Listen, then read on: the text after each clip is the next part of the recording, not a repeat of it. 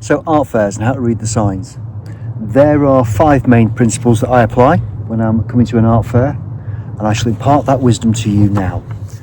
The first one is what I call the lanyard test. These things.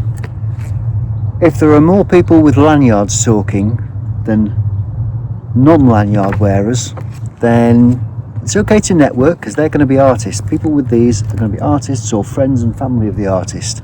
And it's great to have networks, because you're going to need them during the art fair, even if it's for a loo break or something, where you can look down the aisle and there are more lanyards than there are non-lanyard wearers.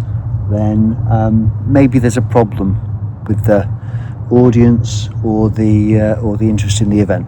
Just saying. The second rule that I apply is the Highland cow test.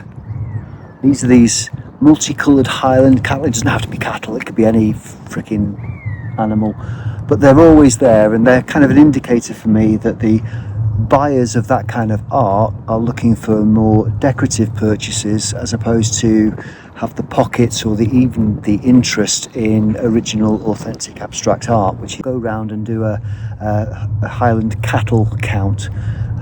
It's my kind of Rotten Tomatoes school. So number 3 is what I call the 3-body problem, and really it's not a problem, it's actually what you want to build up to. What I mean by the 3-body problem, well, when someone's looking at your stand and something catches their eye, and then they disappear in the distance, and a few minutes later, or maybe a few hours later, they'll come back for a second. What did I see? Am I still interested?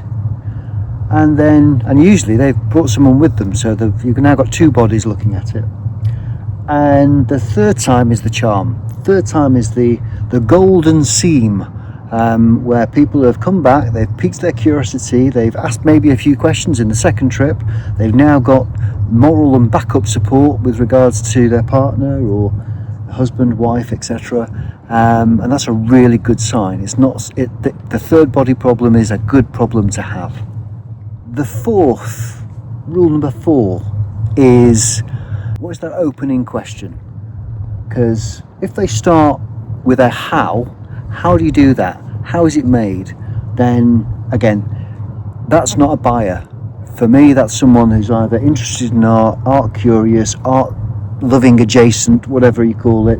But someone wants to know how it's made, isn't exploring the rationale or the story behind it. If they come and look and say, what is it or why is it, then you're onto something. But how is usually, well, I class them as it's a bit of a time waster. I'll answer them, but I won't invest too much time in talking to them, because they just want to know whether they can do it themselves, really, or how to do it themselves.